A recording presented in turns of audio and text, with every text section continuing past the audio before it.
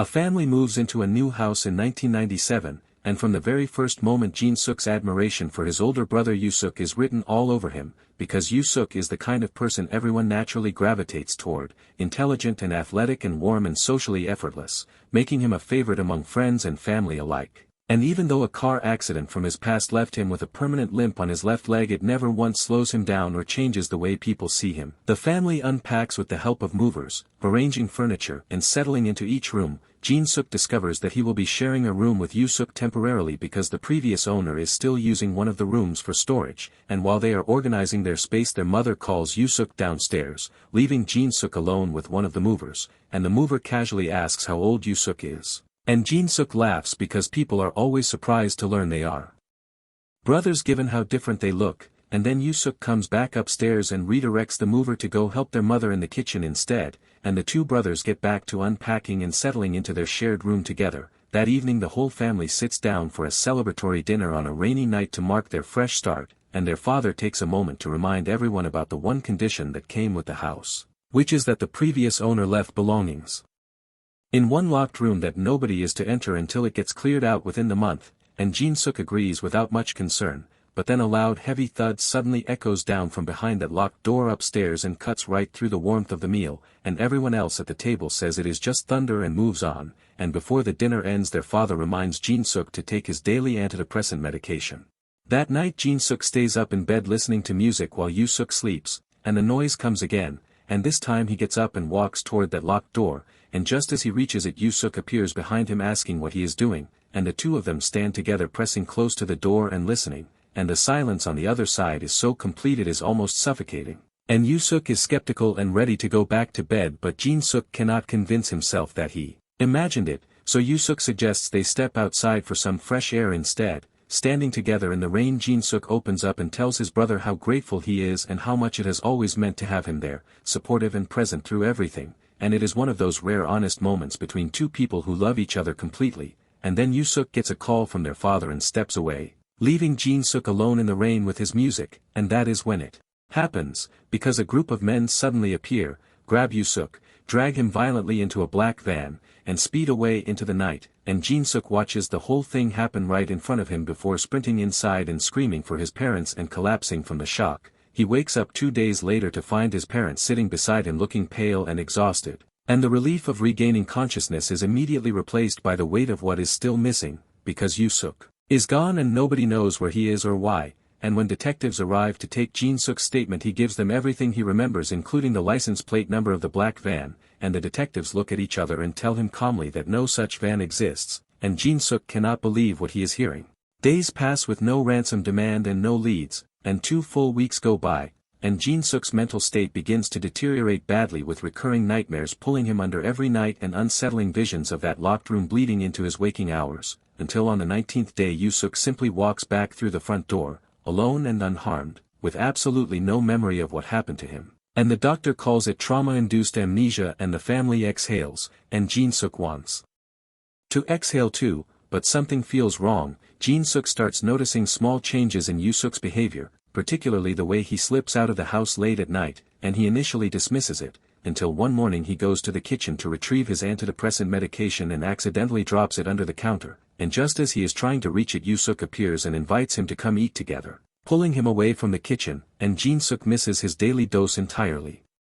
Because of it, after the meal Jin-suk confronts Yoo-suk about the late-night excursions, and Yoo-suk dismisses it casually saying he was just dreaming, and then he leaves for his daily activities, and Jin-suk watches him go and notices something that stops him cold, because Yoo-suk is limping on his right leg, and he has always limped on his left, and when Jin-suk points it out Yoo-suk laughs it off and walks away, and Jin-suk stands there with a cold feeling settling deep in his chest.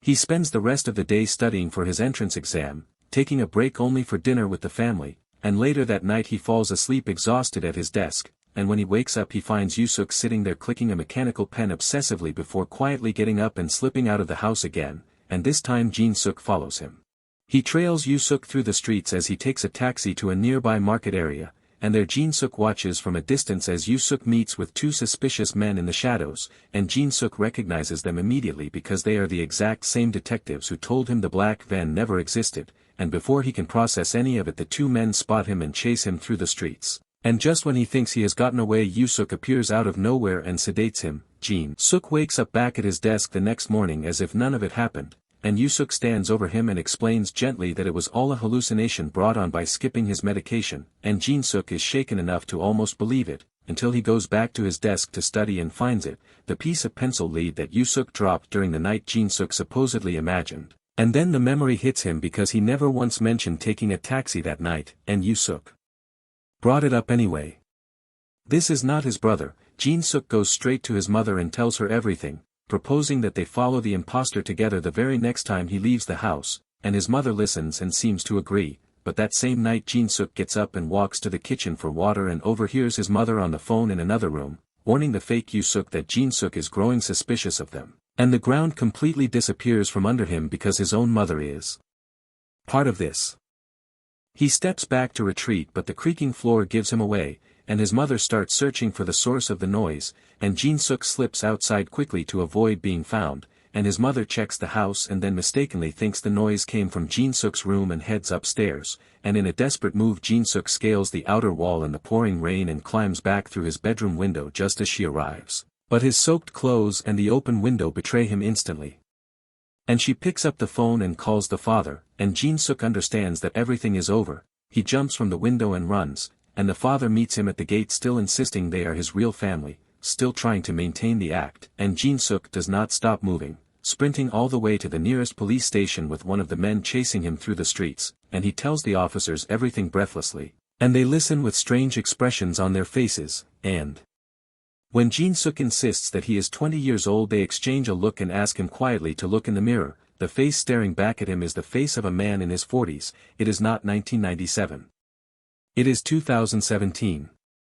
Jin-suk is 41 years old, he returns to the house in a complete daze and finds the locked room finally open, and inside are two mannequins lying on the floor covered in fake blood with a radio playing softly in the corner, and the fake family files in behind him, and the young man who posed as Yoo-suk begins to explain everything.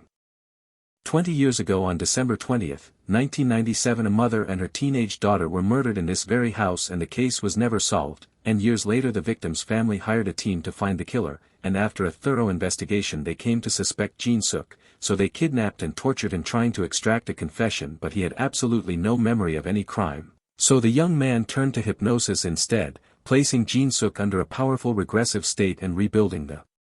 world of 1997 around him using actors and a special daily medication, and the strange noises from the locked room were the team reenacting the murder scene every night to maintain his hypnotic state, guiding him slowly back toward the night everything happened, and the plan was almost working until the young man was arrested by the police for fraud. And the 19 days he spent in custody were the exact 19 days Jin-suk experienced as his brother being missing. Jin-suk insists he is innocent and that he never murdered anyone, and then in a moment of confusion he escapes from the van and a chase follows that ends with the van crashing into a tree, and as Jin-suk tries to flee the scene a passing truck strikes him because he is too distracted to notice it coming, and as he lies injured on the ground the memories begin to surface.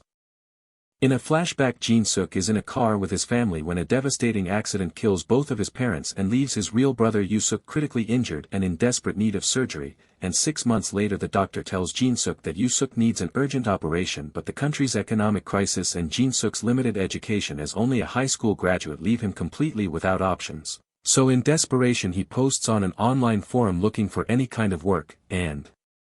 an anonymous user responds with an offer, and the offer is to kill a woman in exchange for enough money to save his brother's life, spare the children, just the woman, and Jin-suk, broken and desperate and out of every other option, agrees. He arrives at the house with a knife and is already having doubts and thinking about walking away when the woman comes in and sees him and screams. And then her teenage daughter comes down the stairs and sees him too and runs, and Jin-suk chases her in a panic and accidentally stabs her, and the mother screams and he stabs her as well, and as he rushes toward the exit a small boy appears asking where his mother is, and Jin-suk tells him she will be back soon, to go to bed and wait for her, and then he leaves. On his way out he glances at the family portrait hanging on the wall and recognizes the face of the man who hired him, because it is the same doctor treating his brother Yoo-suk, and when he goes to collect his payment the doctor confirms it and then flies into a rage upon learning that the daughter was also killed, and tries to throw Jin-suk from a rooftop, and during the struggle the doctor loses his footing and falls to his death.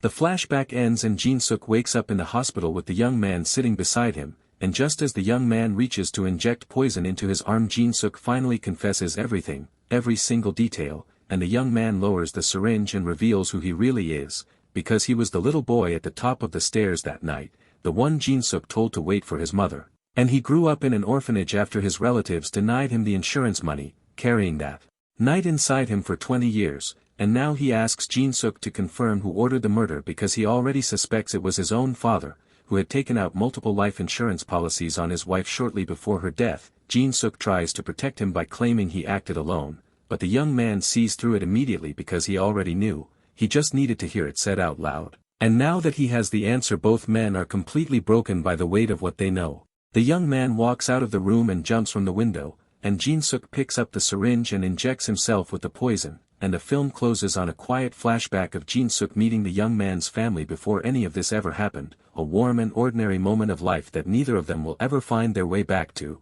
two men destroyed by one desperate decision made 20 years ago, one who could never forget what he lost, and one who spent 2 decades trying to forget what he did. Make sure to subscribe and turn on notifications so you never miss a video like this.